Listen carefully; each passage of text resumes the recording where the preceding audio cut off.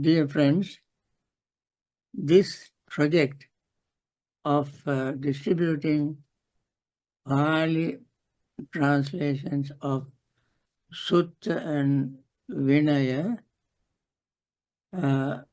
is extremely important at this time. One thing we notice that there are many learned monks, nuns, laymen in Sri Lanka. Most of them know Pali and Sinhalese, but they don't know English words for Pali terms.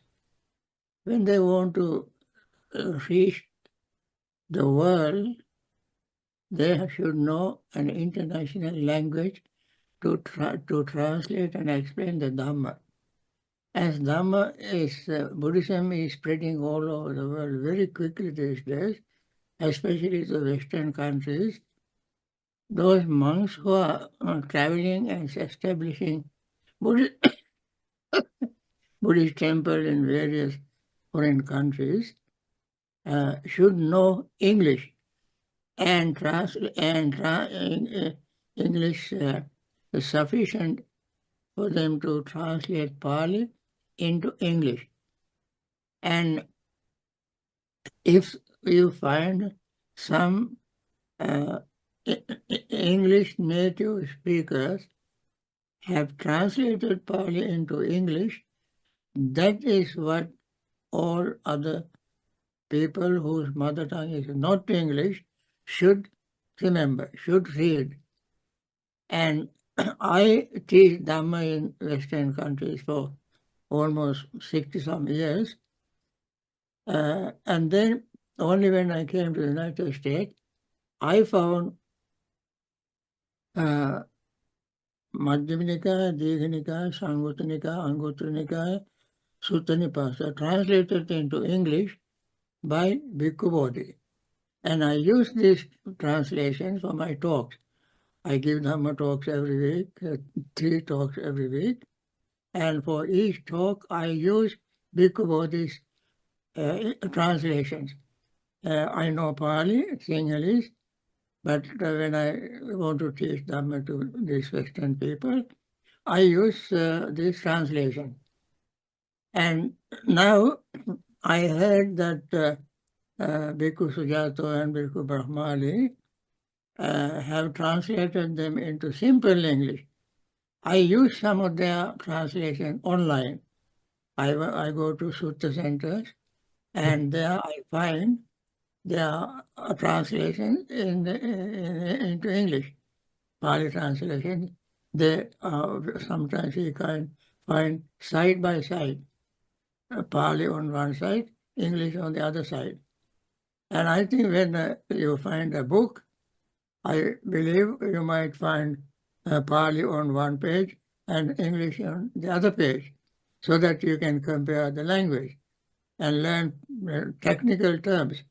Without knowing technical terms, we cannot express the meaning of Pali words very clearly to those who do not understand Pali, but understand English. Therefore, it is absolutely necessary at this time, especially since Buddhism is spreading all over the world, this time all our learned monks, nuns, laymen who learn Buddhism, they learn Buddhism in Sunday school, in Pirivenas, in regular schools, all in Sinhalese. And therefore, these translations are very good. I think they are good even to distribute to regular schools, colleges, universities, because these are the people who want to be academicians, and their academic knowledge will be complete in order to teach Dhamma if they know English. And therefore, I very earnestly encourage people to learn this, use this And I must thank Bhikkhu Sujato and Brahmali for taking initiative to do this work. And that is a very, very timely endeavor, timely effort. And we must thank them for their very dedicated work. I think I give them my blessing, and you also get the blessings, better blessing than mine from the Buddha, Dhamma, Sangha for your successful work. Good health, and thank you very much. Sadhu, sadhu, sadhu. Oh my goodness. What a beautiful blessing and endorsement for the project from Bhante Ji. Very heartfelt. Amazing. Yeah. So a very good afternoon to our venerables and to Dharma friends, whether you're joining us in person or online from the various locations. Welcome to this really special event, which is to support the Pirivena Project. You'll be learning a lot more about this project throughout the event. Tonight, we'll be harnessing the power of technology, and you saw the power of technology so far, but importantly, it allows us really to connect everyone, regardless of where you may be located. So we have speakers who live not only across the continent of Australia, but also in different countries as well. We also have audiences joining us from different parts of the world as well. We have Bhante Sujato here at the Buddhist Library in Sydney, Ajahn Brahmali at Dhammaloka Buddhist Centre in Perth. We also have friends from the Buddhist Fellowship in Singapore. And on behalf of the organisation, I want to pay my respects to the Triple Gems and also to the Gadigal people of the Aurora Nation, the traditional custodians of the land on which the Buddhist Library sits. I also pay my respects to the Wadrak people who are the traditional owners of the land where Dhammaloka is. I also recognise the traditional owners of the land where you may be located, wherever that may be in the world. We also have a really interesting auction that will be happening during this event. It's a silent auction. So unlike usually where you hear me doing my thing with the auction, this is going to be silent. So that means that if you would like to participate in the auction, what you will do is you will send a text message to this mobile phone that I have right here. And what is being auctioned and what is being offered is the 28 books of this full set. And you can see them in front of Bhante Sujato. There's 21 books there, which is the Sutta Pitaka, and also 7 books, which is the Vinaya Pitaka, which is with Ajahn Brahmali. And these are books that have been handled by the 2 teachers directly. So you have their special powers invoked in this special set. It's also autographed by each of them, as well as also by Ajahn Brahm. Apparently, yes. Of course, the Eora people of the Gadigal Nation, more recently Padgett Sayers, who built and started this whole institution and passed away recently, and just mention him as one of the founding luminaries of Buddhism in Sydney. So, yes, great to see you, Venerable Brahmali, Dr. Sumana, Venerable Sela, and Dammit and Gileo, as all of our friends here. So let me give a little bit of background as to this project and what it is that we're doing or what it is that we're trying to do. So this project began 2,500 years ago in ancient India. And I'm not going to give the entire story of what happened between then and now. I would love to. I mean, you give me a chance and I will. But I will just say a couple of words. Obviously, we know the Buddha lived a long time ago in ancient India. And if we are lucky enough to have a set of the sort of central books or whatever, then we not only can see that he lived there, but we can also see, just have to find one with the map. Not every volume has the map in it. Anyway, I'll leave that. When he when he taught, he conveyed a teaching that moved so many people. Why did it move so many people? What was it about the Buddha's teachings that made it so special? One of the things about Buddhism is that many people today would tell you that Buddhism is not a religion, right? And they'll say Buddhism's not a religion. Why? Because, well, it doesn't have any God. And I always find that very worrying. If people tell me that Buddhism is not a religion, I'm kind of disturbed by that. Oh, here's what I was looking for before. Here's the map. I'm not sure if you can see that. There you go. There's the map of ancient India you'll find in the books. This tells you where the Buddha was, where he lived, and where he went. Anyway, people say Buddhism's not a religion. Okay, if you want to say that, you can say it, but just like, don't say it where the tax department can hear you. All right? Just like keep it to yourself. Like philosophically, that's fine, but financially, we're definitely a religion. And but one of the interesting things about Buddhism is it is unlike what we've come to expect from what we see in many other religions. And we don't have a God. So that's a big difference, right? And the fact that there's no God means that there's no salvation through some kind of divine intervention. And there's no ritual you can perform, or there's no prophecy or coming Messiah or any of these kinds of things that's somehow going to save you from all of these things. Rather, the Buddha spoke very directly to a human experience. And what to me is really stunning about the suttas and about what the Buddha taught is about how meaningful and relatable that human experience is. He spoke about things that are just the same for us. And he spoke about suffering, he spoke about freedom, he spoke about peace, he spoke about happiness, and he spoke about all of those things that really matter to all of us. And he did so in a way that was astonishingly clear and direct and meaningful. And there's so many times that we find in the suttas that the Buddha is talking in a way that is very personal and very individual. One of the reasons I love the suttas and the early Buddhist texts is that it's not like you can look in a library like where we are now in the Buddhist library, and we can find many summaries of Buddhism, and we can find surveys of Buddhism and all of these things. And all of these things are good and they all have a place. But to me, there's something unique about that occasion when the Buddha was not telling you this is what Buddhism is, but where the Buddha was having a conversation with people about the things that mattered most for their lives. And to me, that's what we are trying to capture when we are looking at the suttas and looking at the early Buddhist texts. That's what really matters. At the end of the day, you know, Buddhism, institutions, all of these things don't really matter. These things, the important thing is that we have a vehicle for liberation.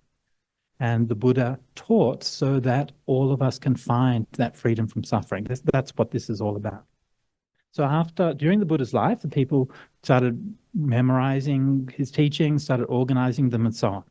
And you have this astonishing oral culture in ancient India where people would be able to pay attention with mindfulness to be able to recall what was spoken. And the teachings were designed to reinforce that. So using repetition and using various other things. So originally this teaching was remembered as an oral tradition, then passed down through the ages, written down hundreds of years later on manuscripts in Sri Lanka and through the broader Indian cultural region. Those manuscripts copied and recopied until the 18th, 19th centuries when they were taken originally by the Pali Text Society. The Pali Text Society with the Sri Lankan Sangha and the Sri Lankan community taught Thomas Rhys Davids Pali, right? The local monks taught him Pali, and then they offered manuscripts when he went back to England, and they collected money to raise sponsorship to set up the Pali Text Society. And so the Buddhists in Asia went out of their way to support the establishment of Buddhist studies internationally. And they gave the manuscripts and they gave the learning and they gave the funds that were needed to be able to do this.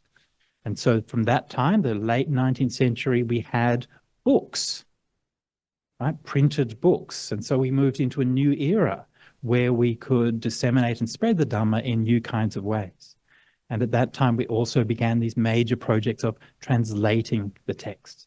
And so many people have done that. We can look back now and in the English world at several generations of translations, beginning roughly, say, mid-19th century, and then sometimes several different translations are gradually becoming more accurate, more precise, updating the language and so on.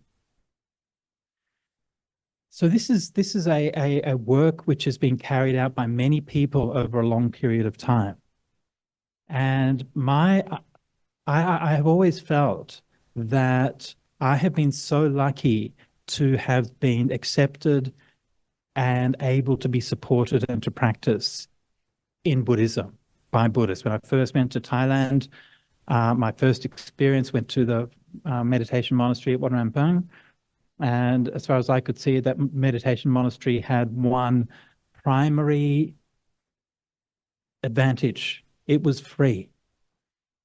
And I didn't have any money. So I could go and stay there and they would give me a place to stay and I could eat and I could learn about meditation. Why not? Who knows, right? So, but that feeling of being accepted. And then after that, I went to stay at different monasteries. I went to stay at Wat Nanachat in northeast Thailand. And again, I was accepted within that community and educated and taught.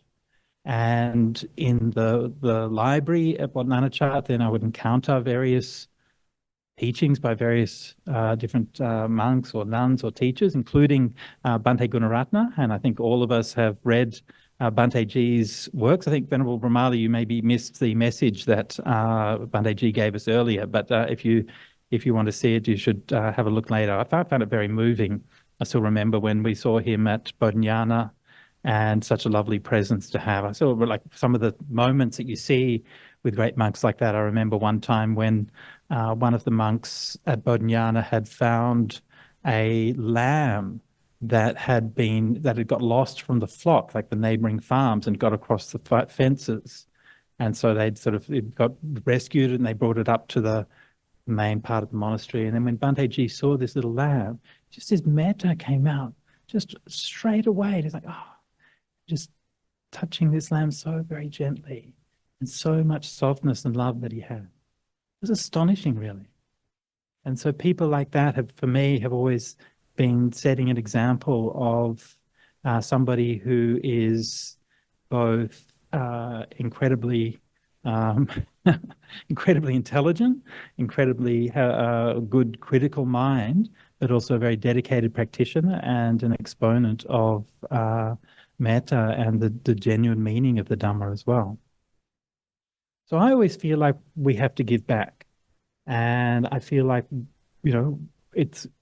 we have all found that blessing. We have all found that acceptance. And at a certain point in our lives, we have to say, now, what do we give? How can we help and how can we support? And through my life and through being a monk, I've done various things to try to do that, and through building monasteries and various kinds of things. But since I've been working with sort of Central, I've become more and more aware of the importance of making available translations of the suttas for people. Originally, we started sort of Central with Rod Bucknell and John Kelly around 2004, 2005. And originally it was about pointing to the parallels between between Pali texts and texts in Chinese and other languages, which you can still find on Sutta Central.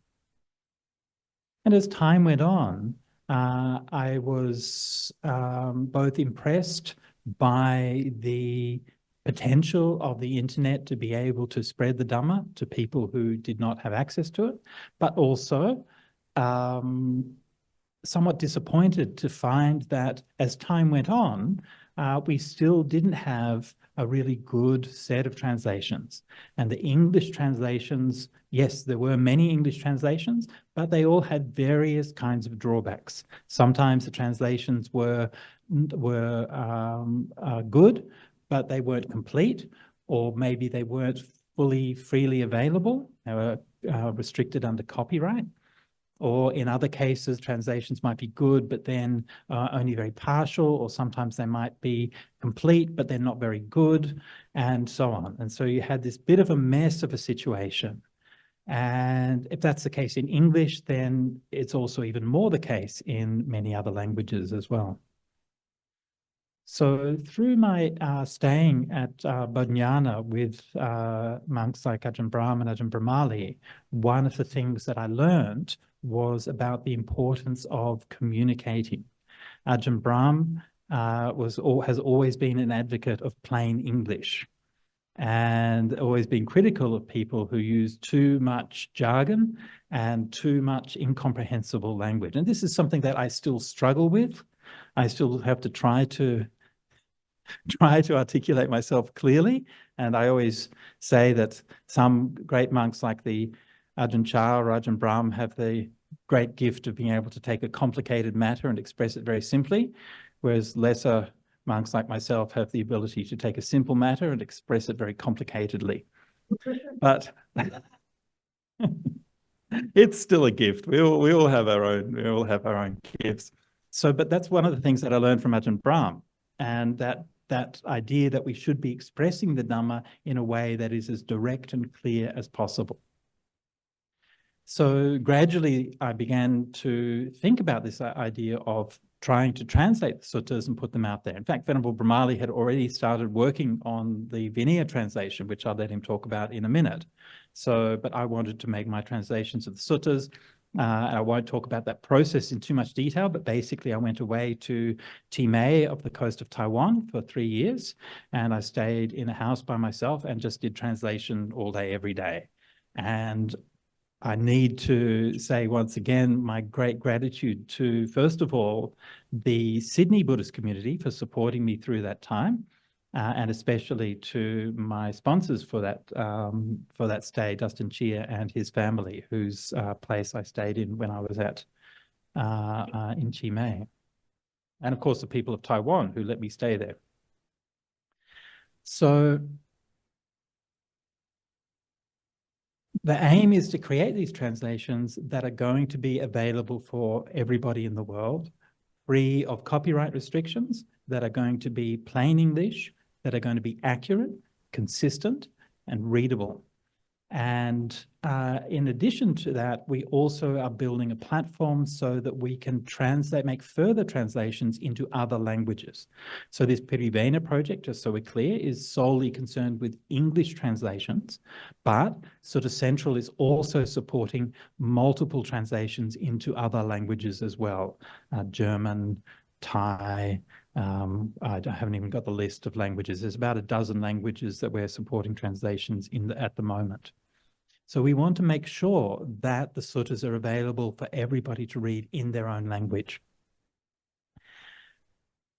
So about, how was it, a year ago now, 2 years ago, when you were approached by nearly 2 years ago, Deepika was approached by the Pirivena Education Unit, and we'll learn more about the Pirivena system in a minute, but they want to provide the opportunity for Sangha to get an education in the Dhamma in English.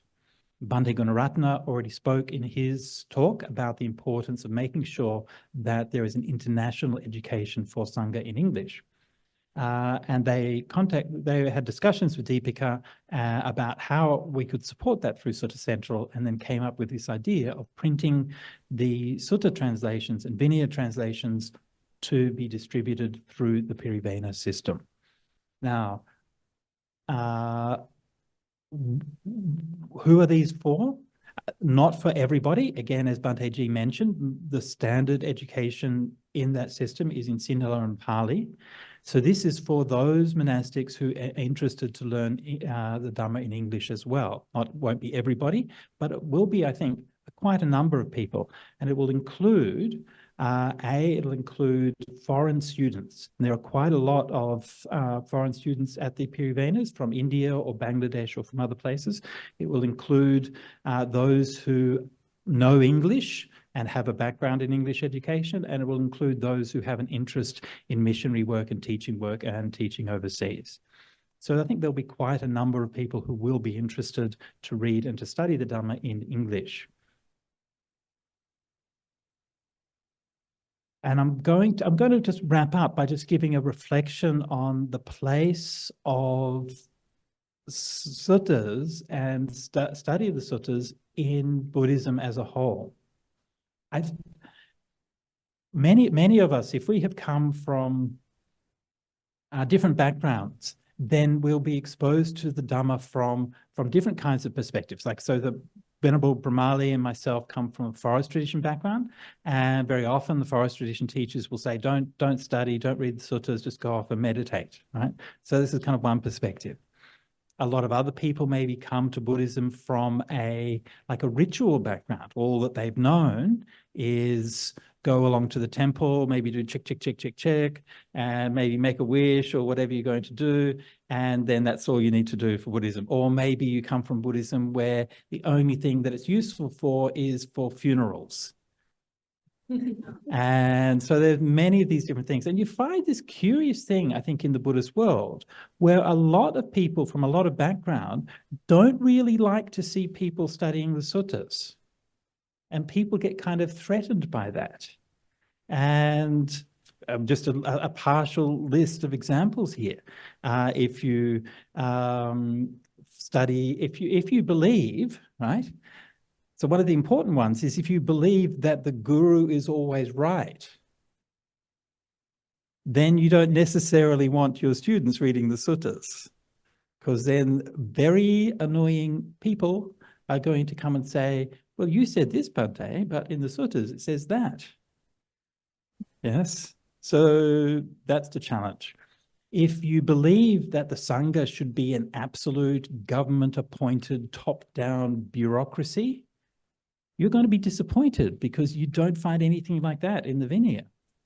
If you believe that Maitreya is going to come and save you, you're going to be disappointed. People who teach, for example, the Abhidhamma, okay, but the Buddha didn't teach Abhidhamma. Also kind of a challenge. The Buddha didn't teach dry insight meditation. Also kind of a challenge.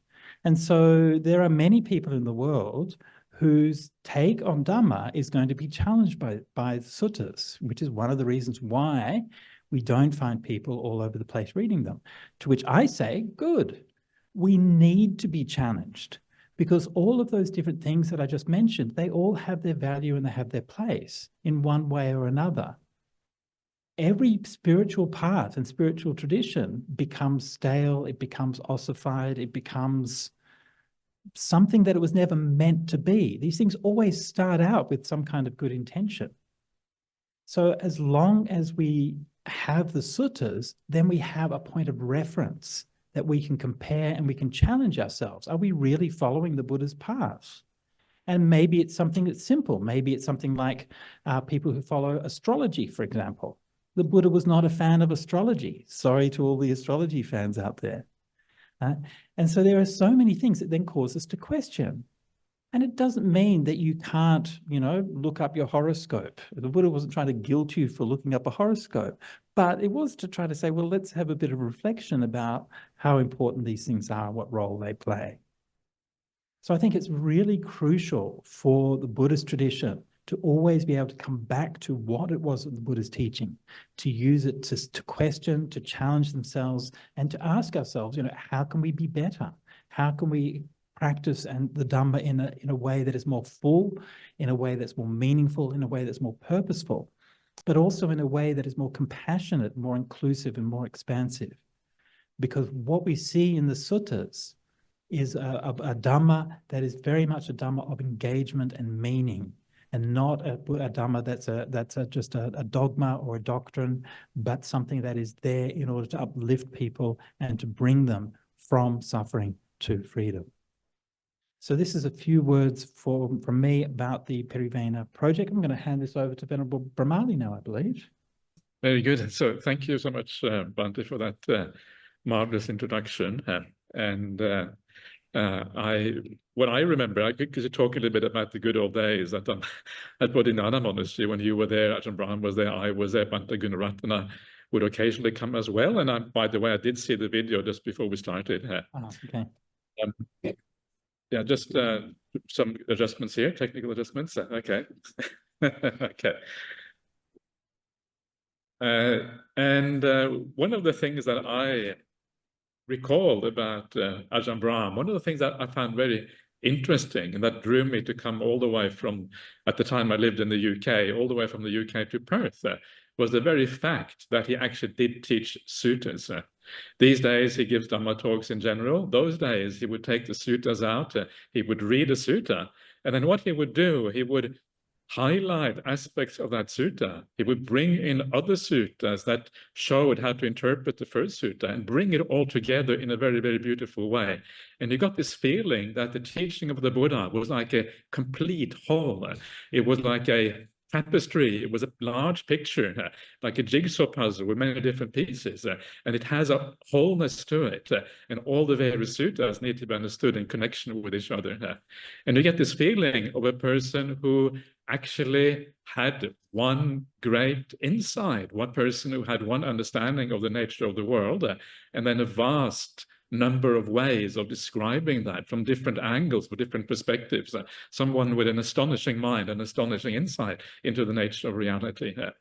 And so I learned that from Ajahn Brahm, and I actually learned that even before I came to Australia, because in the UK, we had some of these junior monks that would write to Ajahn Brahm, write long letters asking about, especially the old favorite, which has never really died out, dependent origination. So long letter about dependent origination. How does it all fit together? Does it imply rebirth and all of these kind of things? And I remember one of the most impressive things I saw was Ajahn Brahm writing back to one of these junior monks.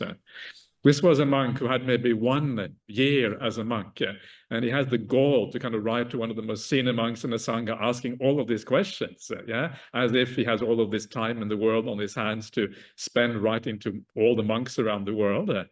But of course, he got a reply from Ajahn Brahma. And when I saw that reply, I was mightily impressed. I was impressed by the fact that he had the kindness and compassion to look after the junior members of the Sangha. I was very impressed by the style of writing. If you see Ajahn Brahm's handwriting from those days, it's extraordinary. You can almost see the samadhi, you can see the stillness of the mind in the characters, how they are shaped, how every A looks like every A.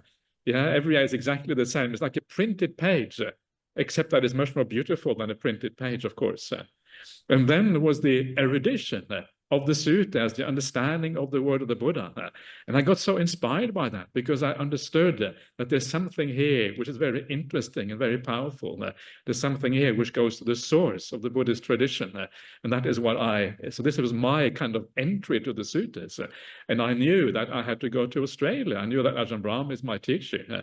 And so I came, and I have been here ever since, even though I still haven't got an Australian accent, but I'm trying my best to kind of get around to that. It's never going to happen, of course, but so that's just the way it is. So this was how I was introduced to this. And of course, once you are introduced to the Dhamma in that way, and you start to understand the significance of these suttas, as you say, you want to pay it back. You want to have that sense of gratitude to all the generations of people before you who looked after these suttas. And of course, Sri Lanka has stood out as one of the countries in the world that have looked after these suttas for the longest time. From the time of Ashoka, basically, until the present day. And that is an extraordinary gift to humanity. And I think sometimes we don't understand the gift to humanity that these suttas actually are. And when I mean suttas, I mean the 4 Nikayas or the 5 Nikayas. I'm not sure how many Nikayas you got there, Bhante Sujato. Looks like you have a few. Is it 4, 5, 6, 7? It's only 5, isn't there? Yeah. Okay, so enough Nikayas anyway. And so we don't fully understand the power of these Nikayas. I should say before that you may have heard that Tina said before that the Vinaya translation has been signed by Ajahn Brahm, but not the suttas. Yes, that means that the Vinaya is extra valuable, right? Because it has been given the signature by Ajahn Brahmali. I was a bit concerned about this because I know that the Vinaya means nothing to ordinary people. And so I thought I have to kind of market it in a different way. What can I do? Okay, let's get Ajahn Brahm's signature. That was my idea. Yeah, so maybe I can kind of get a little bit of, so it doesn't it's not too gray. Actually, that's really unfair, Bhante Sujato. It just occurs to me here. The Vinaya is gray. You know the color of the Vinaya cover? You just noticed that. I just noted that this is all I can't believe you planned this. Anyway, so Bhante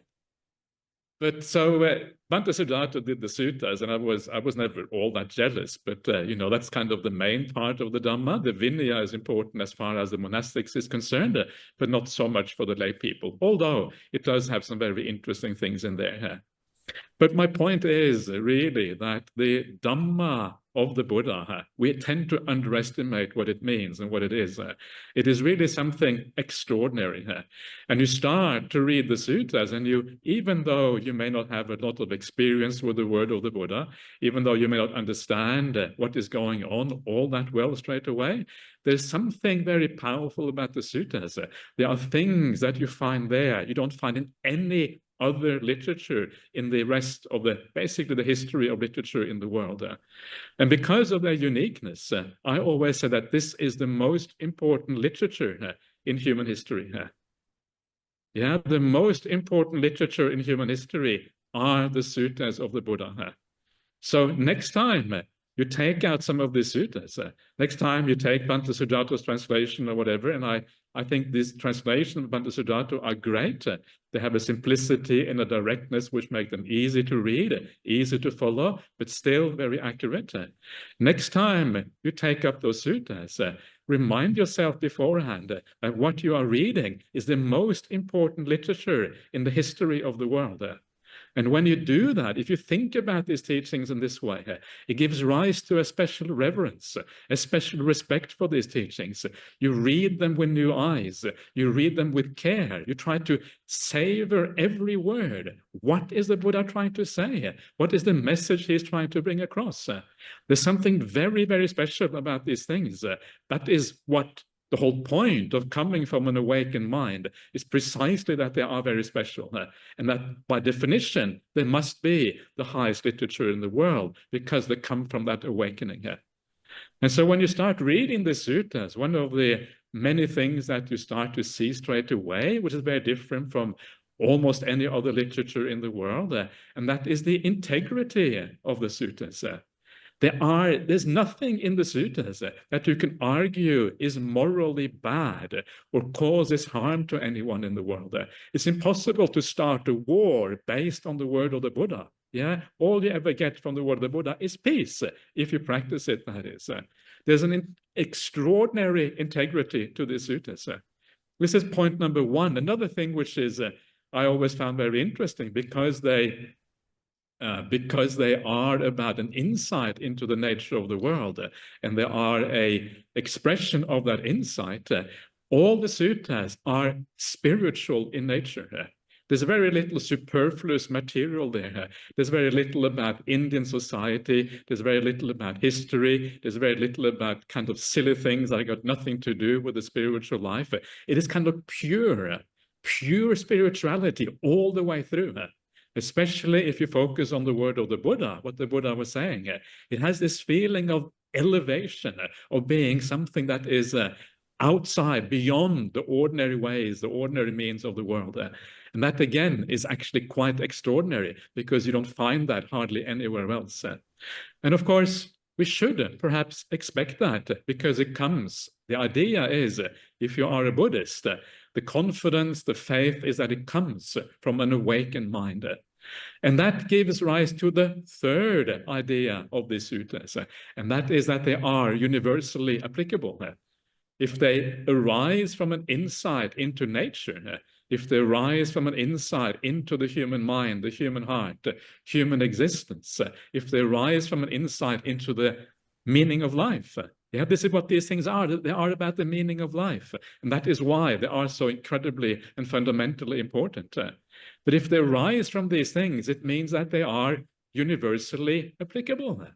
There is no barriers in the suttas between different cultures should be reading them in one way, different genders in another way, whether you're rich or poor in another way. It is to all of humanity. It is all the same. The barriers get taken away because these are universal truths. And in the history of world religion, I think that's quite unique. Generally, very often, world religion, it creates barriers between people. This is my God, this is your God, and these kind of things. But here we have something which at the very core is a universal insight and therefore applicable to everyone.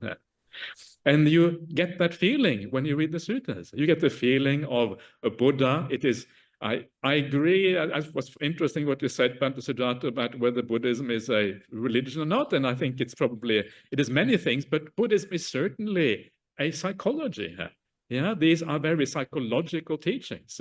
They are about how to use your mind in good ways, how to not use them in bad ways, how to purify that mind, how to think in the right way, how to learn to still the mind, how to learn insight. All of these things are ultimately psychological in nature. And so there is a kind of psychology here. And when you read these bits and pieces about human psychology in the suttas, of course, you recognize yourself. You know that this applies to you. It also applied to the Buddha himself. Before his awakening, he went through the same kind of problems that everyone has to go through. The Buddha is another human being who went through the same kind of process we have to go through.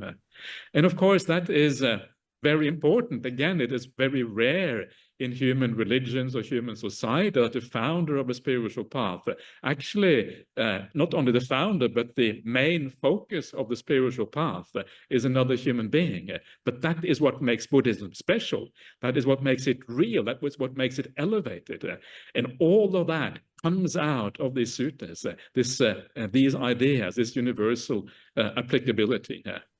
And so there's many, many more things that could be said about the suttas.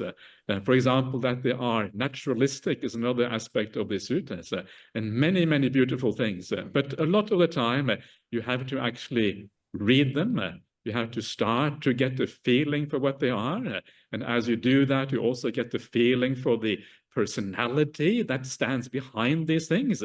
The Buddha kind of comes out in the suttas. He comes out as a human being, but he also comes out as someone who has that special insight into the nature of human existence and human reality, whatever that might be here. All of that kind of arises out of that reading here. And so what all of this means is that when we look at the most important literature in the world, I'm very happy that we have translated just the suttas. Yeah, the suttas is wonderful. The Vinaya is a bit secondary, but it is important in a monastic setting like the Pirivenas. But that we have focused on that is such a wonderful thing here, because so many people in the Buddhist world, they don't focus on the suttas. They focused on stories, jatakas, dhammapada, commentaries, and all of these kind of things. And they don't see the most important literature in the world. Instead, they see a lesser literature. Yeah, they leave the gold to one side and can go for the heap of straw instead, like this famous simile in the Payasi Sutta in the Digha Nikaya 24, I think it is, 20 or whatever, 24, 23, something like that, 23 maybe.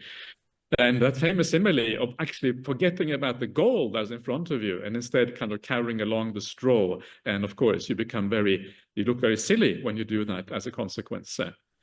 And so this is what we are paying back. Hopefully, this will be useful. And I think that these suttas that you have, you have translated, Bhante, and hopefully the Vinaya as well, will give a slightly different angle to these things that maybe add a small dimension to what is already happening here. So Buddhist education, taking pride in the suttas, knowing that these suttas are the most important literature in the world. When we present this to other monastics, we understand what it is. We become inspired by these things. We want to pass it on to new generations. We want those teachings to be understood. We don't want them to be filed away in a cabinet somewhere and then bowing down to the suttas like sometimes is done. We want these things to be living documents that people use and apply in their lives. That is when they become truly powerful and truly beautiful. And this is the purpose of this. So part of this is not just to give them the suttas, but to hopefully inspire them at the same time to understand the significance of these things, because that is often lost. We need to take a certain look at these things for what they really are. So this is how then the Buddhist education happens. You read the right thing, the things that really matter. You allow yourself to be inspired by that. Then you pass it on to the next generation. Hopefully you realize some of these teachings yourself in the process, and then it carries on in a very beautiful way. There's a lot here to be done in terms of education. There's one more thing I would like to say before I finish off. And please cut me off at any time, because no doubt there's a tendency to speak too much. But there's one other thing about the idea of Buddhist education, which I have always considered very important, and where the suttas really, again, are fundamental for that education to happen. And when we talk about Buddhism, Buddha's path always begins with the idea of right view. Seeing things in the right way. And the question is, well, where does that right view come from? And of course, the right view really arises with the Buddha. When you see the gradual training in the suttas, it always begins with the arising of a Buddha in the world. Without that Buddha, we're all living in gloom and darkness. We are kind of stumbling around, not knowing up from down and dukkha from sukha, and we make all of these massive stupid choices in life because of that. We have no idea what we're doing. Everything is upside down. Anicca is nicca, and atta is anatta, and etc., and it's all very problematic and very difficult. And then the Buddha arises in the world. And the Buddha in the suttas is called the Loke Chakku. Loke Chakku is the eye in the world. The Buddha sees the reality, and then he allows us to understand the world according to the reality that he has seen. It is the greatest gift that one human being can give to another. The idea of seeing reality, because we know deep down that we are a bit deluded. We have no idea how deluded we actually are. It's very profound. But we have some idea that we don't really understand, that we are struggling to find happiness, that we are struggling to abandon the suffering in life. We understand there is an issue there, but not fully. Then the Buddha comes along and says, this is the truth. This is what I have seen. Please practice this path out of compassion. I'm going out of my way. I would rather sit in a cave, just meditate all the time, but out of compassion, I'm going to teach you anyway. That is who the Buddha is. And so when we get these suttas, it is the greatest literature in the world, but it's also the compassion of the Buddha. We should also have a sense of gratitude that someone has given us the highest gift that one person can give to another in this particular way. Right view is at the foundation of the Buddhist path. In the suttas, they talk about the Suttava Arya Savako, and the Suttava Arya Savako really is the educated noble disciple.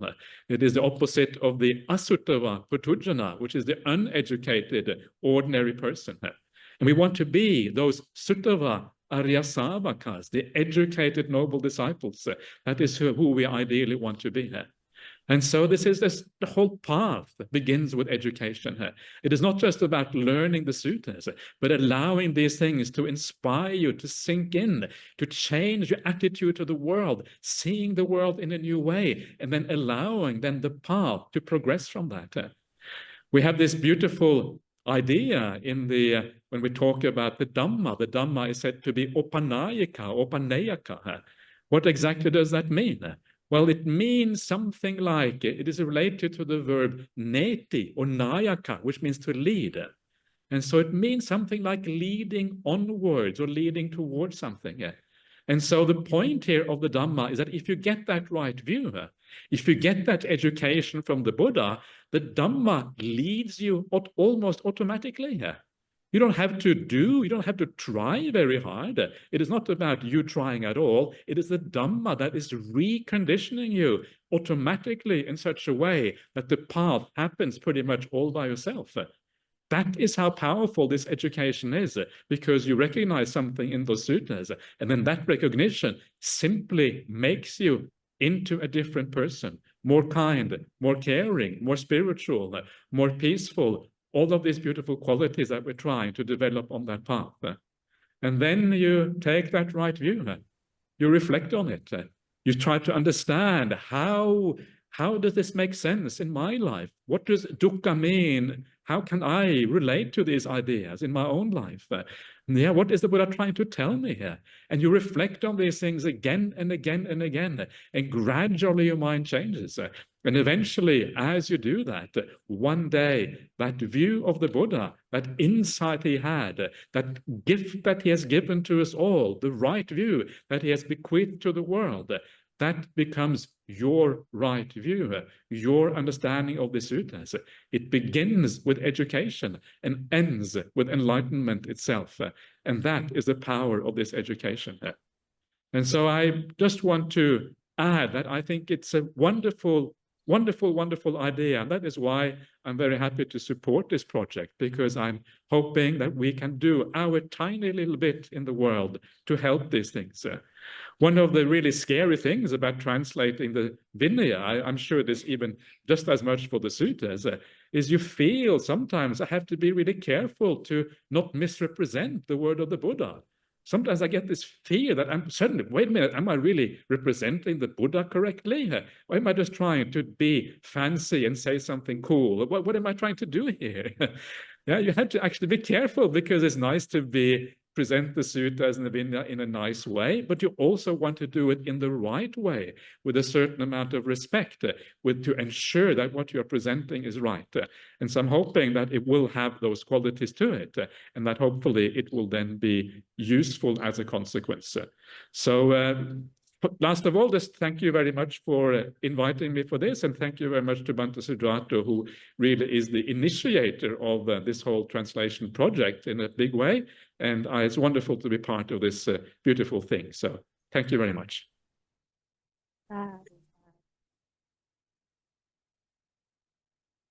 Thank you, Venerables, for such a powerful talk by both of you, but also thank you for all of your tireless efforts in translating, in sharing the Dhamma, and importantly, to give all of us this opportunity to be a part of this, to learn from the sutras directly, the Buddha's words, as well as also to give back in the Pirivena Project. So for those who would like to support the Pirivena Project, we are collecting funds, and what we hope to do is with the funds and with the money, we will be using those funds, 100% of it, or to give back to printing the set of books, and they will be distributed within Sri Lanka. So you'll learn more about this in the next movie, which has been created by Dammit. So I invite you all to enjoy this movie that has been created. So let's now enjoy this movie. In the heart of Sri Lanka, nestled amidst lush greenery and vibrant cultural landscapes, lies a centuries-old tradition of learning, the Pirivena. These monastic schools, often attached to Buddhist temples, have served as the bedrock of education and spiritual development for generations. The term Pirivena itself speaks volumes about its purpose, derived from the Pali words pari, around, and vena, weaving, signifying the weaving of knowledge and wisdom. From their inception, Pirivenas were envisioned as holistic learning centers. They were not merely institutions for religious instruction, but vibrant hubs where knowledge transcended disciplinary boundaries. The curriculum, deeply rooted in Buddhist philosophy, extended its reach to encompass a wide array of subjects. Students delved into languages like Pali and Sanskrit, unlocking the treasures of ancient scriptures. They grappled with the intricacies of logic, medicine, and astrology, nurturing both intellectual and practical skills. At the heart of the Pirivena system lay a profound respect for the guru, or teacher. The guru-shishya parampara, the sacred bond between teacher and student, formed the cornerstone of this ancient educational system. Knowledge was not merely transmitted, it was imparted with compassion, patience, and a deep understanding of each student's potential. The Pirivena thus became a space for personal growth, intellectual exploration, and spiritual enlightenment. The influence of Pirivenas extended far beyond the confines of their walls. They were not isolated centers of learning, but integral parts of the social fabric. Villagers viewed Pirivenas with reverence, seeking guidance from learned monks on matters both spiritual and practical. The Pirivenas, in turn, provided a space for community gatherings, festivals, and rituals, strengthening the bonds between the monastic order and the laity. The Mahavamsa, the great chronicle of Sri Lankan history, provides us with a glimpse into the grandeur and intellectual vibrancy of ancient Pirivenas. It mentions several renowned institutions that served as beacons of knowledge, attracting scholars and students from far and wide. One such institution was the Mahavihara in Anuradhapura, established by King Devanampiyatissa Tissa in the 3rd century BCE. This grand monastery complex, with its towering stupas and sprawling residential halls, housed thousands of monks and became a leading center for Buddhist scholarship. The Mahavihara was renowned for its strict adherence to Theravada Buddhism and its vast library, which housed a treasure trove of Buddhist scriptures and commentaries. Another prominent institution was the Abhayagiri Vihara, also located in Anuradhapura. Established in the 1st century BCE, Abhayagiri was known for its more liberal approach to Buddhist teachings, embracing influences from other schools of thought. It became a center for Mahayana Buddhism and attracted scholars from India, China, and Southeast Asia. The Jetavana Vihara, built by King Mahasena in the 4th century CE, was another significant Pirivena. Renowned for its towering Jetavana Stupa, one of the tallest structures in the ancient world, this monastery complex was a hub of learning and artistic expression. Its walls were adorned with intricate frescoes depicting scenes from the Buddha's life and Jataka tales, showcasing the artistic skills nurtured within the Pirivena system. These ancient Pirivenas, with their emphasis on both religious and secular learning, played a pivotal role in shaping the intellectual landscape of Sri Lanka. They preserved and transmitted knowledge, fostered intellectual debate, and nurtured generations of scholars, poets, and artists who enriched the island's cultural heritage. A golden age of scholarship, Pirivena during the Kota era. The Kota era, spanning the 14th to 16th centuries CE, witnessed a resurgence of Pirivena education. This period was marked by royal patronage, intellectual ferment, and the emergence of new centers of learning. King Parakramabahu VI, a renowned scholar and patron of the arts, is credited with revitalizing the Pirivena system and ushering in a golden age of scholarship. Under his reign, the Vijayabha Pirivena in Kotte gained prominence as a leading center for Buddhist studies. This renowned institution attracted learned monks from across the island, who engaged in rigorous debates and produced insightful commentaries on Buddhist scriptures. The king himself was a frequent visitor to the Pirivena, engaging in discussions with monks and encouraging intellectual pursuits. A time of tumult, the decline of Pirivena education. The golden age of Pirivena education, however, was not to last. The 16th century witnessed a series of political upheavals, foreign invasions, and internal conflicts that had a devastating impact on the Pirivena system. The arrival of the Portuguese in 1505, followed by the Dutch and the British, ushered in an era of colonialism that would have far-reaching consequences for Sri Lankan society, including its education system. The Portuguese, driven by their zeal to spread Catholicism, viewed Buddhist institutions with suspicion and hostility. They destroyed temples, confiscated lands belonging to Pirivenas, and attempted to suppress Buddhist practices. The once thriving Pirivenas faced a severe shortage of resources, and many were forced to close their doors. The Dutch, who replaced the Portuguese in the mid-17th century, were more tolerant of Buddhism, but continued to prioritize their own educational system. They established schools that focused on teaching the Dutch language and culture, neglecting traditional Sri Lankan education. The Pirivena system, once the primary source of education, was relegated to the margins. The British, who took control of the island in the late 18th century, introduced a Western-style education system that further marginalized Pirivena education. English became the language of administration and higher education, creating a divide between those who had access to Western education and those who did not. The Pirivena system, with its emphasis on traditional knowledge and religious instruction, was seen as outdated and irrelevant by the colonial rulers. The decline of Pirivena education had a profound impact on Sri Lankan society. It led to the erosion of traditional knowledge systems, the weakening of Buddhist institutions, and the creation of a class divide based on access to education. A resurgence of learning, Pirivena revival in the Mahanuwara era. Despite the challenges posed by colonialism, the Pirivena system displayed remarkable resilience. In the Kandyan Kingdom, the last bastion of Sri Lankan independence, Pirivena education experienced a revival under the patronage of the Nayaka kings.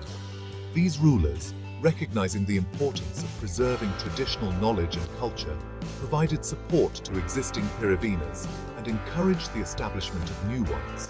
One of the most significant developments during this period was the founding of the Niyamakanda Pirivena in the 18th century by King Kirti Sri Rajasinghe.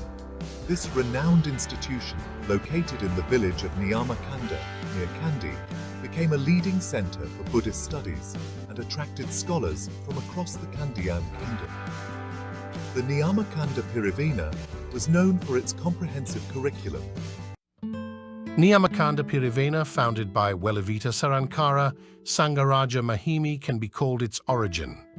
The Ratmalana Paradamachitiya Pirivena, Pelmadula Pirivena, which started after that, led to the revival of monastic education. Centering on these institutions, the need for proper regulation as the branches spread into branches. For that purpose, the Pirivena Education Act No. 64 of 1979 decided the direction of modern Pirivena as the special objects identified by the said Act.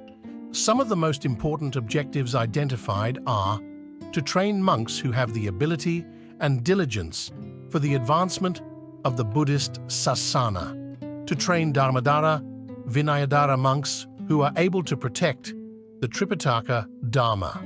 This act has provided the necessary spaces for additional general education opportunities to the monastic education that existed until then, and the implementation of all the existing curricula in the general school education has been made possible to carry out co-curricular activities. Among them, language subjects like Sinhala, Pali, Sanskrit, English, Tamil, Hindi, and subjects like mathematics, science, and information technology are also taught in the institutes. At present, the Pirivena education in Sri Lanka consists of 510 basic Pirivena, 234 Maha Pirivena, 65 Pirivena colleges, 3 special Pirivena, and 13 Sila Mata educational institutions. The entire Pirivena system consists of 824 Pirivena institutions. Among these Pirivenas, basic Pirivena and Sila Mata educational institutions provide primary education, Mahapirivena provides higher education and oriental education, and University Pirivena offers higher education, degrees, and oriental education. The total lay and clerical student community of these institutions is about 77,000, and the total academic staff is about 7,000 at present. Pirivena is implementing various programs for the quality development of education, and through it, it is expected to develop the knowledge, attitudes, and skills required by the modern world. It is aimed to train Dhamma and meditation by creating monks who are suitable for propagating the Dharma, especially locally and abroad, and through that to develop mindfulness, satimath, in the society. The Smart Classroom project provides the necessary spaces for acquiring modern knowledge and empowers holistic education through 21st century learning concepts. Piriven Education is an institution that has been performing a leading role since the past to create an educated generation that is needed not only for the Buddhist society, but for the entire society. Although the dynamics of the current social, economic, and political climate have affected Piriven education, Pirivena will continue to be a pioneer in Sri Lankan education.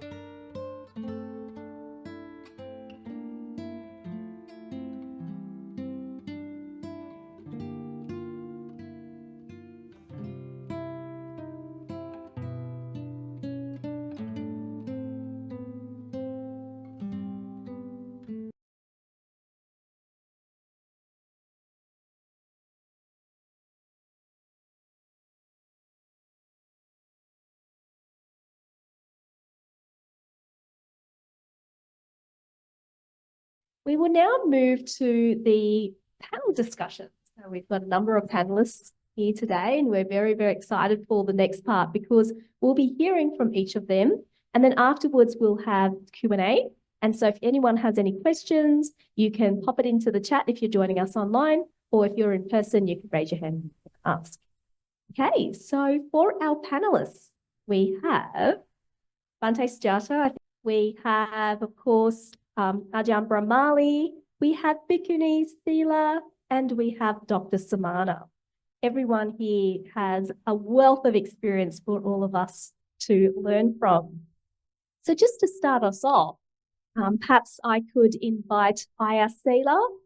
If you could just share with us, what was your experience in studying Buddhism in Sri Lanka?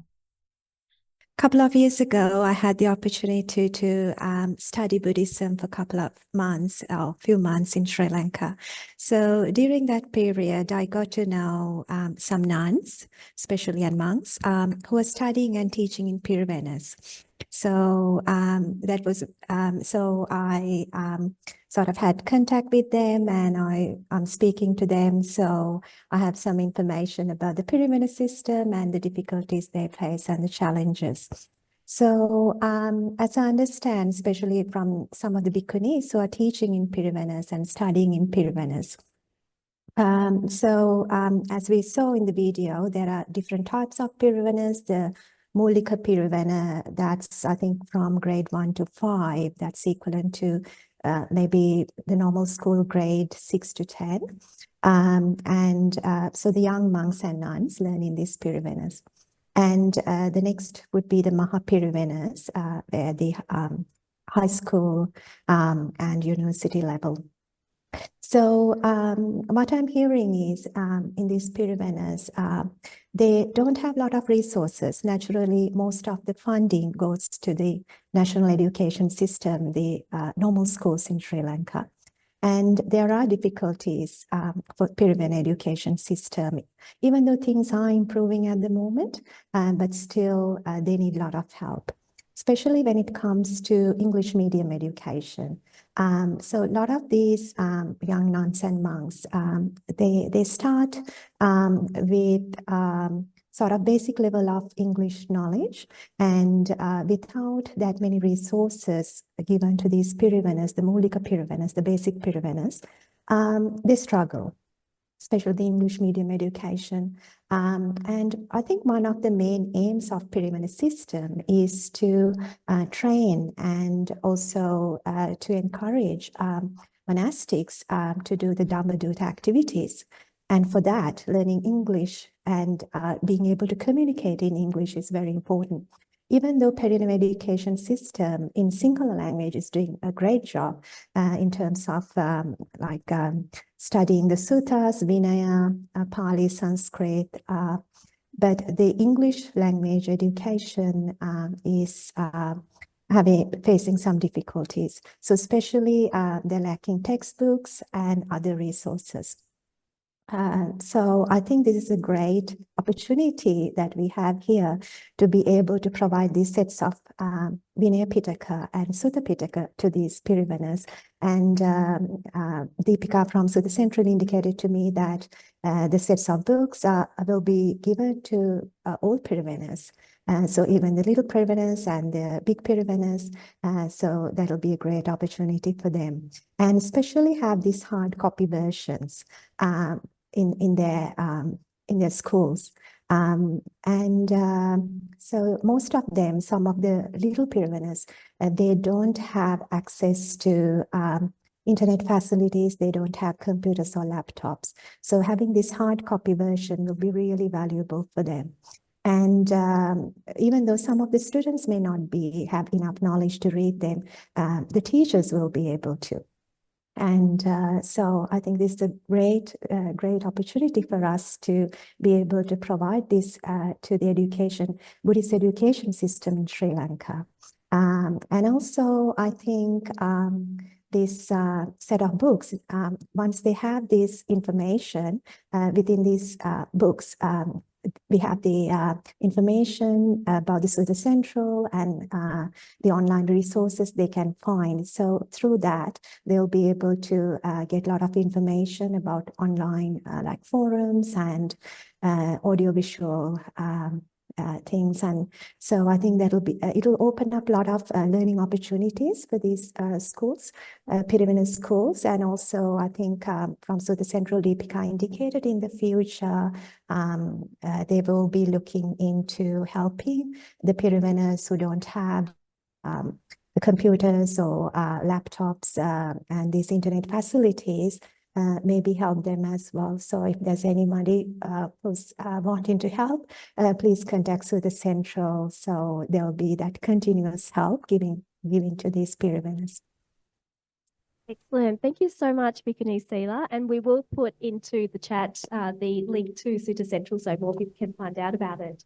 Dr. Sumana, you've had a wealth. Before we go on, Tina, can I just respond to what Venerable Sela just said?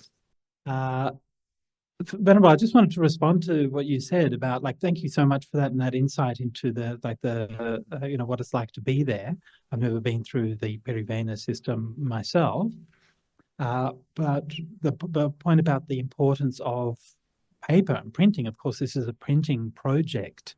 And as you mentioned, I think, you know, often we might take it for granted and think, oh, everyone's going to have computers and everywhere there's going to be Wi-Fi and so on. And that's very far from being the case in many of these places. Or even if they are, they're not available for everyone, or the Wi-Fi is not reliable and so on. Paper is still good. Like, paper is still, if we lived in a world where there was only smartphones and computers, and somebody said, I've got a way that you can read things where you don't have to charge your battery and it will like last for hundreds of years, and people would think, wow, that's an incredible innovation. So I think paper really has a role. And I think, as you said, partly for those environments where, you know, digital access is not to be taken for granted, but also because contemplative reading is much better on paper. Any kind of deep reading, slow reading, meaningful reading, it's just better on paper. And to be able to take your time and to be able to read slowly some verses, to read slowly a sutta, there's nothing like having a paper book. I mean, if you want to look something up, sure, you can look it up online and, you know, check a particular passage or something. But to really let it sink in and to take your time with it, I think paper is always going to be the better medium. Again, not to say one is better than the other overall, but just to say that there are different purposes that are fulfilled. Dr. Sumana, you have had a wealth of experience, and you're in Buddhist education as well as the work that you do. Can you share more about the work that you do and why investing in Buddhist education, particularly through the Pirivena education system, is so? Thank you, Tina. I'm very grateful to Bhante Sujato, Bhante Brahmali, and Venerable Sela, and all of you who are involved in this great project. Actually, invest in Buddhist education being the subject today, and also my part, I mean, as I can understand, is somebody who experienced Pirivena education and teaching as well as learning from Pirivenas in Sri Lanka. I actually had my first education in a primary school, as ordinary students are fortunate to do. And then I had the opportunity to actually live a monastic life. And also I had the opportunity to study at basic Pirivenas, Maha Pirivenas, and University Pirivenas, so to say. And then I was given the opportunity to teach, especially to teach English at some Pirivenas, like Vidyalankara Pirivena. So while studying at the university even, I was appointed to teach English to monks at the Pirivena. So I had some opportunities to experience what is needed for Pirivenas. Especially, I mean, I'm not going to give a 1 hour talk here, of course. Just to give you certain points. I mean, I totally agree with Sister Sela, I mean, Srikuni Sela's impressions and expressions about Pirivena education and the needs there. And also, I'm totally, I'm totally agreeing with the Venerables who explained well enough about the greatness of this translation and how simple the translation have become. Simple in the sense, simple English, plain English. And it is, of course, a great task. It's a very important task that Venerables have taken up and have contributed their skills into these works. And it's a great need for today. So if, I should be grateful to donors as well for, thinking of donating these sets of books to Pirivenas. It's not only books, actually. Even you mentioned some needs of technical, improvements like computers, and even I would suggest smart boards sometimes, because in universities in Sri Lanka, I'm sure that they have a lot of smart boards and they are quite used to studying and teaching through smart boards. And but I mentioned smart boards to Pirivenas is sometimes it's important that not only that we give books to these Pirivenas, but later we might need, for example, Bhikkhu Sujato appearing on a smart board at a Pirivena and giving an impression for students, monks, to get something clarified. Let these monks who study in English medium, for example, ask questions directly, and get answers. And that is inspiring. Even, both of you, Bhantes, and not only these Venerables, even Bhante Ji, for example, can appear as a monk of 98 now. Actually, he's becoming 98 by the 7th of December this year. Let such monks appear on smart boards to these rural areas in Sri Lanka. Then it's inspiring. In another thing that I experience is that the monks and others who study at Pirivenas and also even at the university level, when they study Pali and Buddhist studies, they come across certain, difficulties, what to compare their studies with and what translations available for them. Now, for example, Bhikkhu Sujato's translation being very modern, Bhikkhu Brahmali's translations becoming very modern. And if they are accessible to these students and teachers even, they can compare old translations with the new ones. They can also compare, sometimes actually these translations in Sinhala, I noticed, some wrong translations are still lying, in text.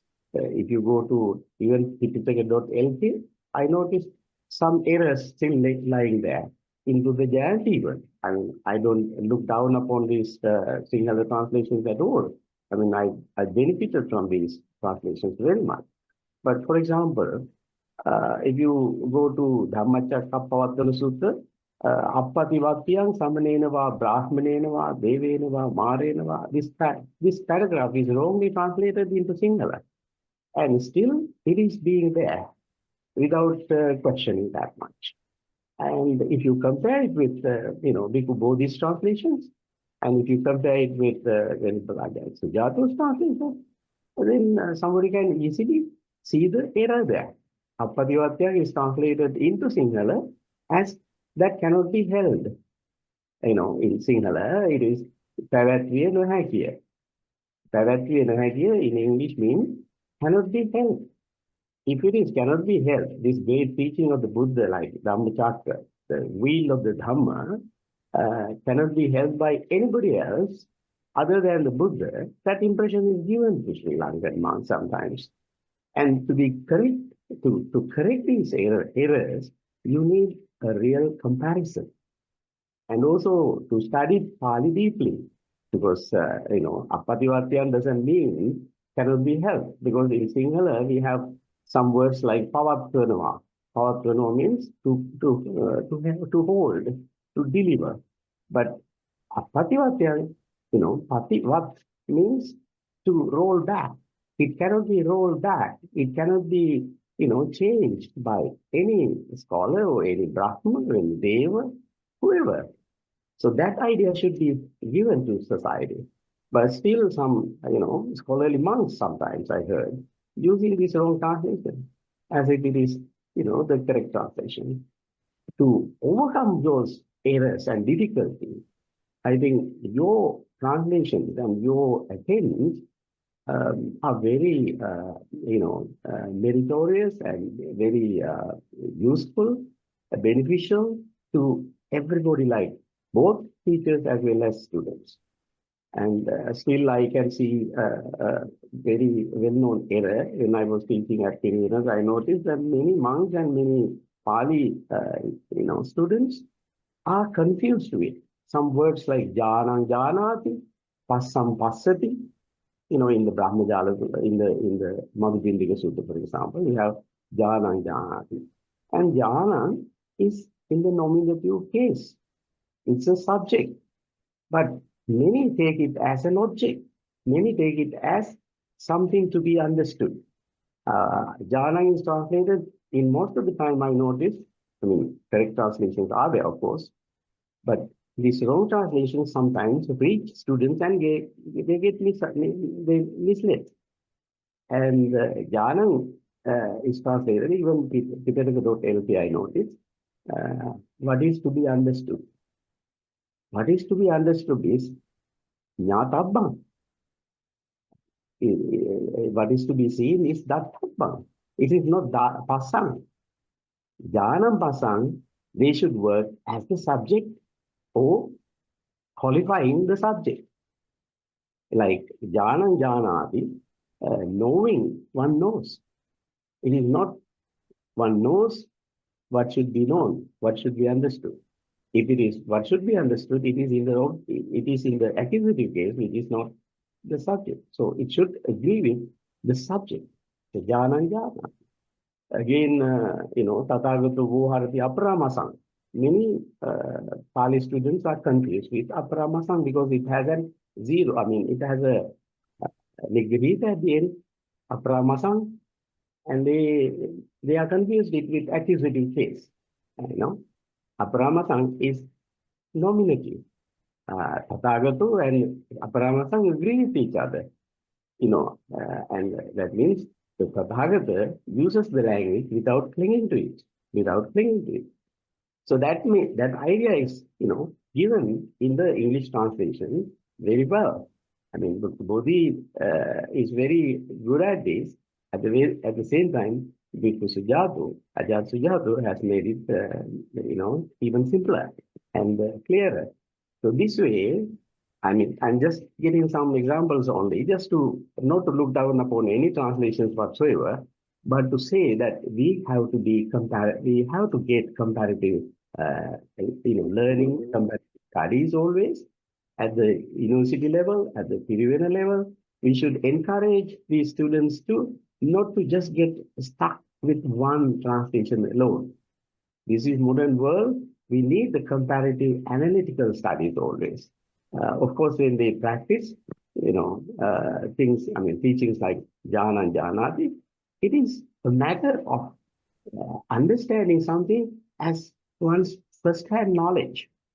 It is not the second-hand knowledge. When we learn something from the Buddha, from any monks or nuns, any teachers, it will be second-hand knowledge always. If it is going to be first-hand knowledge, that is where the miracle is in Buddhism. If it is a first-hand knowledge, then you experience, you witness it. And that witnessing nature is there in jhana, jnana jnanati, pasam pasati. And of course, I am not going to give up, preaching here. And my experience by studying at Pirivenas, I studied at 4 Pirivenas, and also I was teaching at 1 Pirivena in several areas in Sri Lanka, like Kurunagala district, Mathareddy, Mahanura, that is Kandy district, etc. And I was teaching at Venerable University for 17 years, Pali and Buddhist studies. I studied at Oxford University, Pali.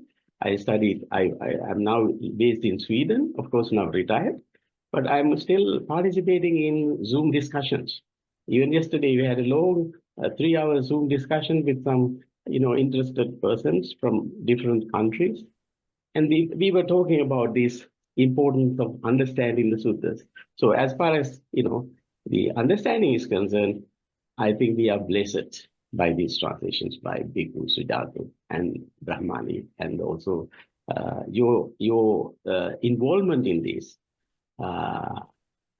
We should be grateful to all of you, because this is a very useful target, which is a useful task, and let Pirivenas benefit from all these texts. And if you become the donor anytime, those who listen to this, I think these donations are really meaningful today.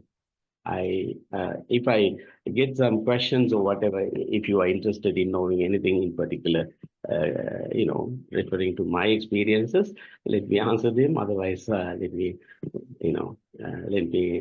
wind up my expressions here. Thank you very much for listening to me. Thank you. Thank you, Dr. Sumana. Thank you so much, Sumana.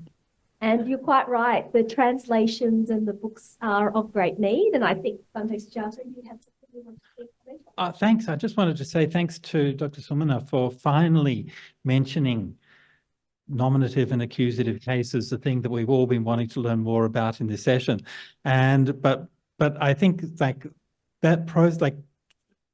when we translate, everybody who's doing this work is doing their best to try to represent the Buddha's teachings as well as they possibly can.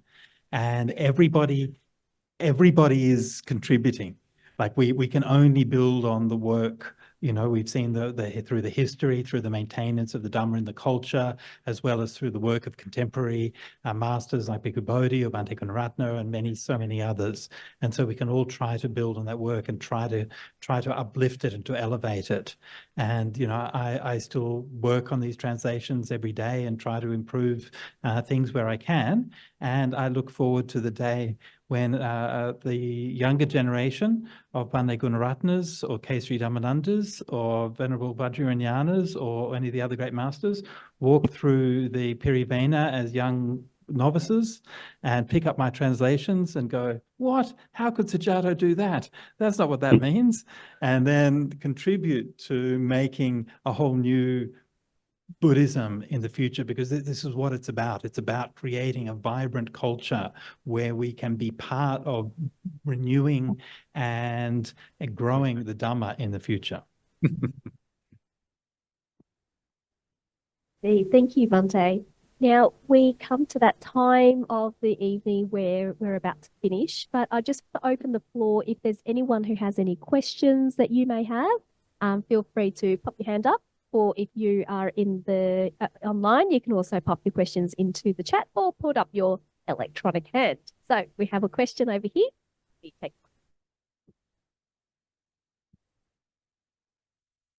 Wondering, for the benefit of those in the audience who don't have a Buddhist background, Bhante, if you could tell a little story from the suttas. So the question was, for those who don't have a background in Buddhism, can I tell a little story from the suttas? Sure, of course I can do that. One story that just occurs to me when you mention that is there's a story of when the Buddha encountered some boys. He was going in for alms rounds. This is from, I think, the Udana, if I remember correctly, which is one of these books here. Anyway, one of them. And the boys were playing with a crab in a pond, and they're pulling the crab out and they're pulling off the legs of the crab. That's very cruel.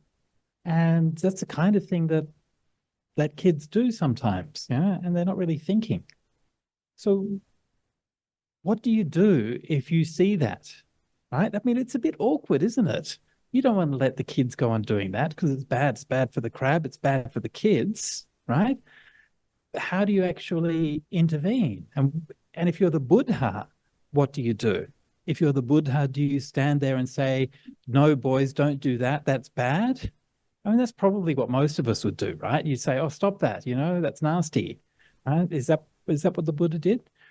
Well, what the Buddha did was said, so, boys, do you feel pain? Yes. Do you like feeling pain? No. Do you think the crab feels pain? Yeah, probably. Do you think it hurts when you pull the legs off? Yeah. Would you like it if somebody pulled your legs off?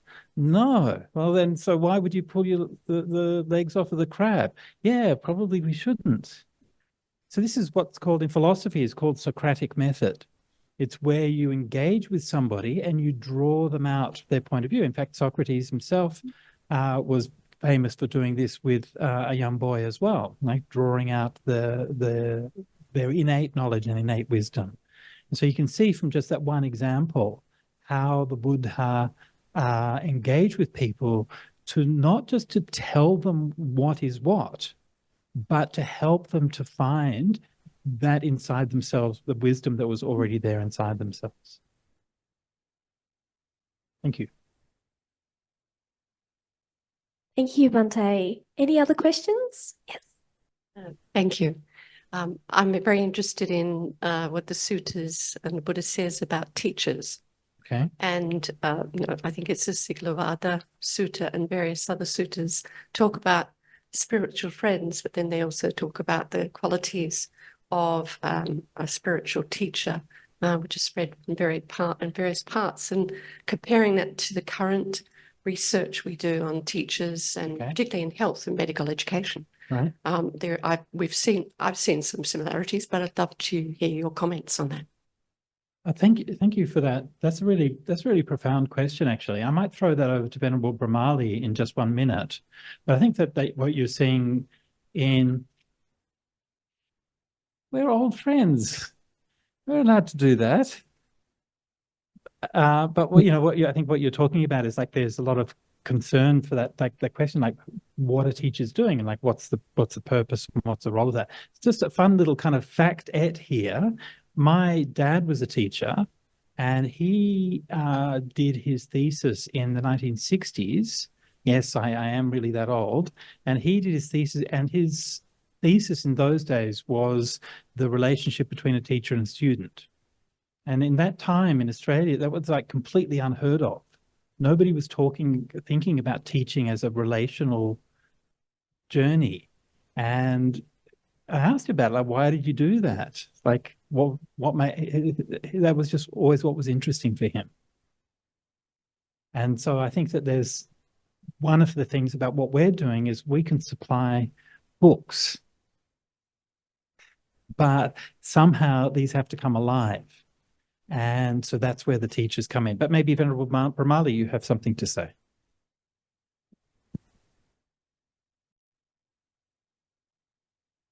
Yeah, so thank you very much, Bhante, for passing that buck over to me. That's good. I don't mind having a buck pass sometimes.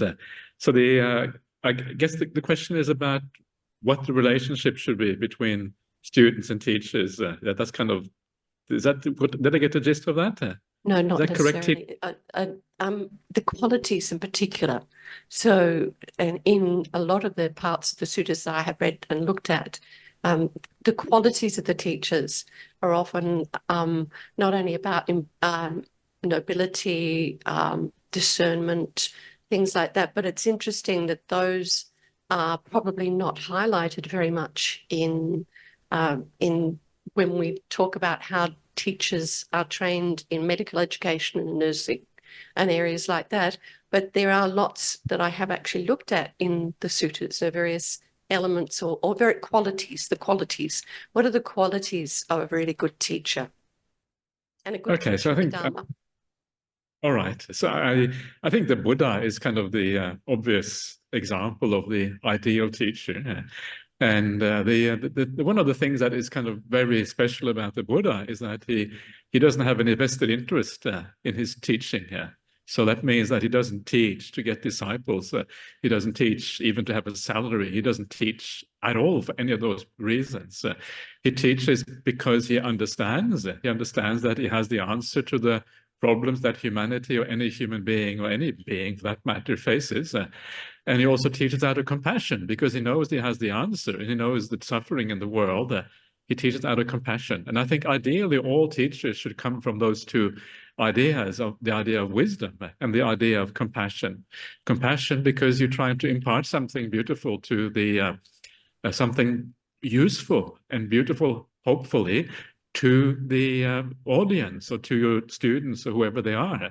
I mean, in the medical profession, that's certainly true. You are definitely trying to, impart something very useful to the audience in front of you. And so compassion, I think, is really important. And try to distance oneself a little bit from the vested interest that one has. Yes, we all have to make a living, but that should be a secondary matter. It should be the love of teaching, the love of imparting something beautiful for the right reason. That is really what it should be.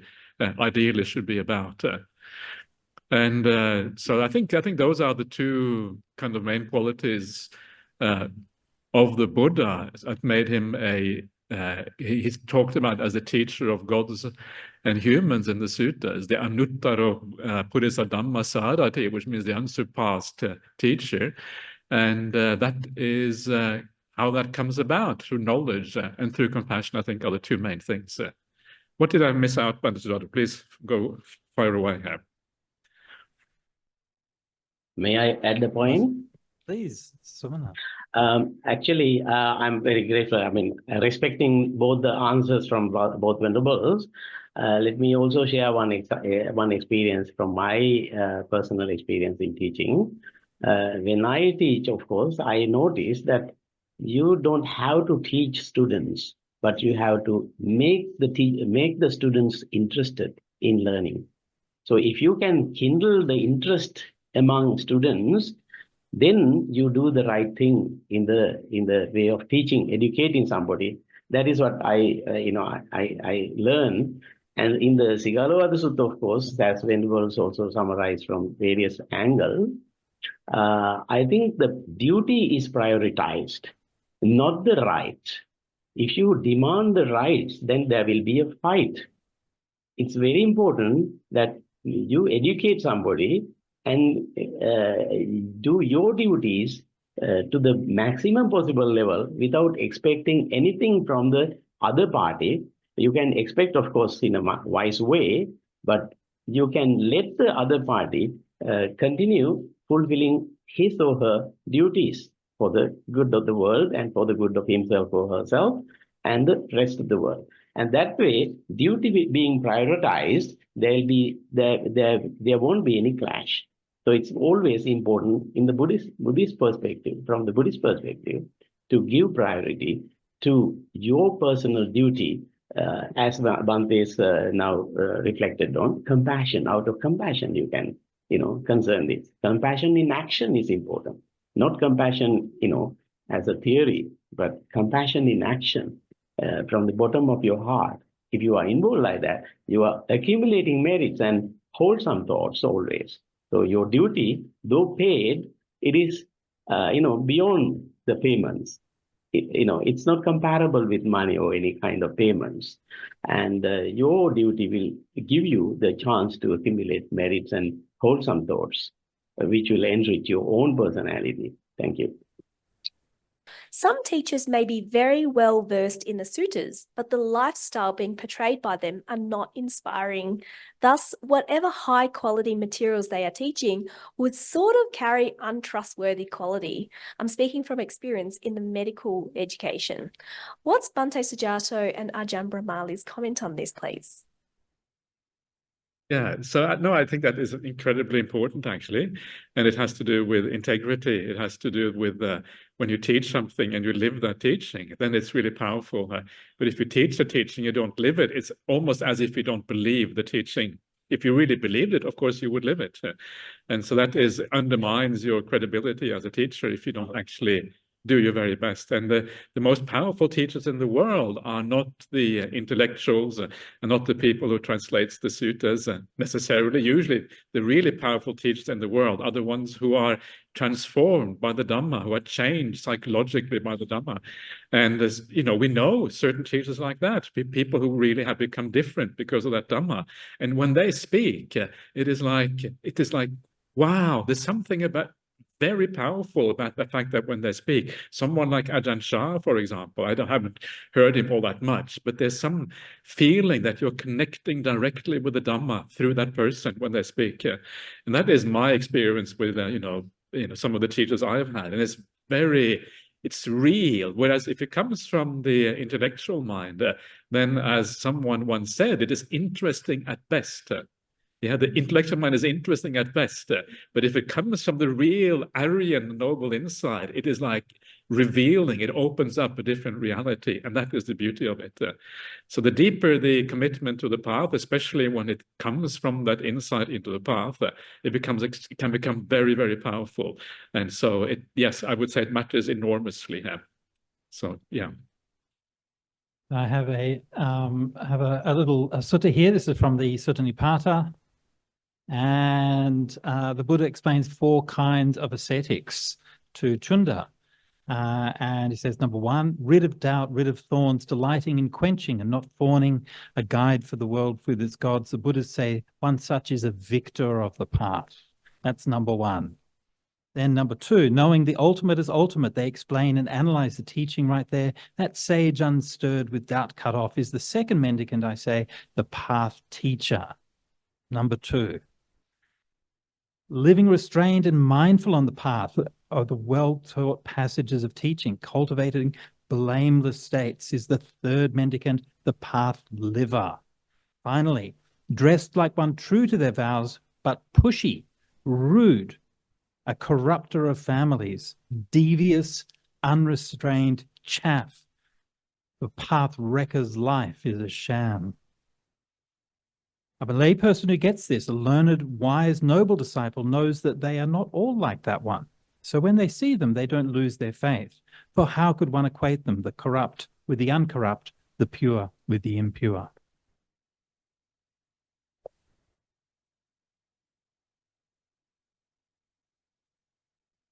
So there you go.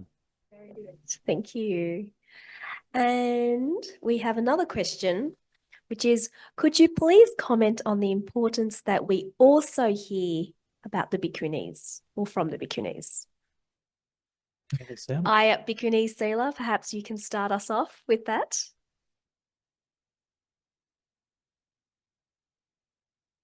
So I think the question is, could you please comment on the importance that we also hear from Bhikkhunis? So as I understand, the question is about having teachings and from the nuns. So yes, I think it's very important.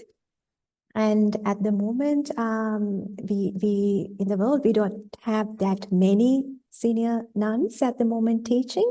But things are improving, and we get a lot of help from both the monks and lay community in this task. So things are improving, and in the future you will hear more and more from Bhikkhunis.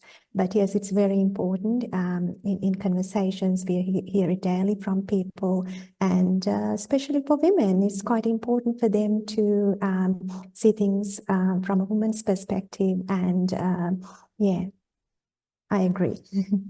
Well, and from any of the other panelists, the question, it says also hear Bhikkhunis. So I'm just putting in the word from, but also how important is it to hear about Bhikkhunis, especially if they feature in the suttas? Right. Yeah, I think very important. So again, one of the countless astonishing things about the early Buddhist texts and about the teachings in suttas is that there are bhikkhunis, and there are spiritual voices from women from all of those years ago. And I you know, it's not a kind of a competition, but it's certainly rare in the world to find a literature preserved with the spiritual wisdom of women for 2,500 years. And so this is another one of the points that I made earlier when I said that, you know, that the teachings in the suttas can be very challenging for many people. And so if you believe that women's voices should not be heard, then I'm afraid that the bhikkhunis in the Therigatha would beg to differ, because they definitely believed that their words should be heard, and they spoke with strength and confidence, and they made their case. So yeah, there's another great important thing in studying suttas. Okay, my turn to now. Can I say something as well? Thank you. So when all this kind of things, hidden gems hidden in the suttas and also in the Vinaya, and one of the rules in the Vinaya is where the Buddha says to the bhikkhunis that go out and teach. Yeah, the districts around are getting dark and gloomy because you are not teaching here. And so then the bhikkhunis are told that actually after the rains retreat, they have to go out and wander for a while and teach the world. This is what the Buddha tells them: go out and teach, because people want to hear what you have to say here, basically. And so there is, from the very beginning, it was expected that we should hear both from the bhikkhunis and as well as the bhikkhus. It was part of kind of the way that the system was built up. And so I think it is very important. Another, I remember, important sutta, this is kind of treading on Bhante Sujato's territory. I hope you will forgive me for moving into the sutta territory. But there's a sutta where the Buddha talks about, well, who are the people who are examples for you? What are the examples that we should take? And for the nuns, it is other nuns who are the example. For lay women, it is other lay women that are the example. And for monks, it is other monks. And so because I think we tend to identify with our own gender to some extent, obviously, it is easier sometimes to take as a guiding light someone of the same gender. So I think it's incredibly important this is not exclusive. Of course, we can be inspired by both genders, but this is an important part of the kind of inspiring the future and future generations of women, is to actually have bhikkhunis out there and teaching. I think that matters enormously. Yeah, thank you. In my case, I am also totally agreeing with what you have already heard from both Bhantes and Bhikkhuni Sela. And it is lacking actually if we don't have these four parties like Bhikkhu, Bhikkhuni, Upasaka, Upasika. For us to have a complete Sangha, we need all these four aspects, four parties. I mean, we don't say that they are all equal. Depending on each individual, the practice could be different, learning could be different. But of course, to have a group, I mean, as far as Sangha is concerned, I'm not talking about Bhikkhu Sangha, not the Bhikkhuni Sangha, but even Upasakas and Upasikas, they belong to these four groups. And therefore, it is very important to, have a completion of this, continuation. So I think Bhikkhunis being involved in teaching and Bhikkhunis being welcome and given the opportunity to learning is a great blessing for society, as I understand. Thank you very much. And on that note, that will be our final question because we are over time. And for those who weren't able to ask your questions, sorry we didn't get to you, but I hope everyone really enjoyed this event, which is just so profound in firstly the content of what we were able to discuss, but also the intention, what we were able to build, which includes fundraising for the Pirivena Project. And I'm asking everyone, if you would like to make a final bid, then please make your bid. Currently, the bid is at $6,000 from a donor in ACT. So if anyone would like to make their final bids, please do that now. And I'm also pleased to announce that the donor who bid the $5,000 bid has said that that donor is willing to donate that to the project, even though they may not be the winning bid. So I think that is just so generous of them, so generous for everyone who has donated so far. And we have received donations, and I thank everyone for your donations. If you would like to make your bid or make your donations, now's a good time for that. And I can also say that this event has been recorded and is available online afterwards for viewing for those who have been asking about it. So to close the session, can I invite the Venerables, all three Venerables, for a closing dedication of merits, and all of us can join. Okay.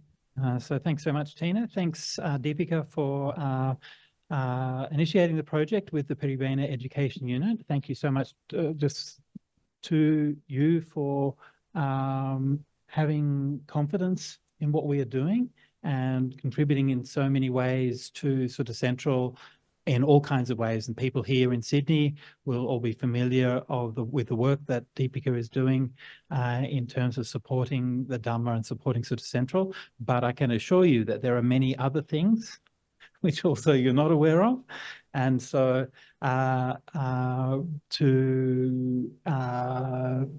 to carry forward those negotiations with the Pirivena Education Unit and to make sure that that process was done well and was done properly, to shepherd the project through the review and revision process, because the Nayakateras made sure to review and check the translations before giving their approval, and to shepherd the project through is, I think, quite an extraordinary achievement. In addition, thanks so much to the Buddhist Library for hosting us here, to the BSWA for supporting, and to the Buddhist Fellowship also for their support, to Dr. Sumana, to Venerable Sela, to Tina, and to all of those who are present. To Michael for his unequaled technical support. Michael, if you ever hear any Dhamma coming out of Sydney, you can be sure that Michael is the one who's at the helm of making sure that you can hear everything. Okay, finally, maybe we can recite the Jayanto as the closing verses. Jayanto bodhiya mule sakanang nandi vardhano eva tavang vijayo hi jayan sujaya mangale aparajita param kesi se patavipotare abhiseke samvabudhanang agapato pamodati sunakatang sumangalang Supapata, Suhurpitang, Sukarno, Sumuhuto, Susuyitang, Brahmachari, Pada Kinang Kaya Kamang, Vacha Kamang, Pada Kinang, Manu Kamang, Panidite, Pada Kinang, Nikatantwana Labhantate. Padakine sa.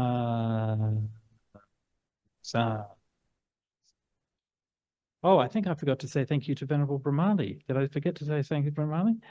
Sorry, Venerable. I apologize. No, so thank you. Thank you also, everyone, and thank you, Bhante Sujato, for being the main driving force behind so much of this. That's what a wonderful thing that is. So, sadhu, sadhu, sadhu. Thank you so much to all the Venerables. Thank you to our panelists. Thank you, Dr. Sumana. Thank you to everyone who participated, whether in person, online. Thank you for those who donated. And thank you for making this project possible.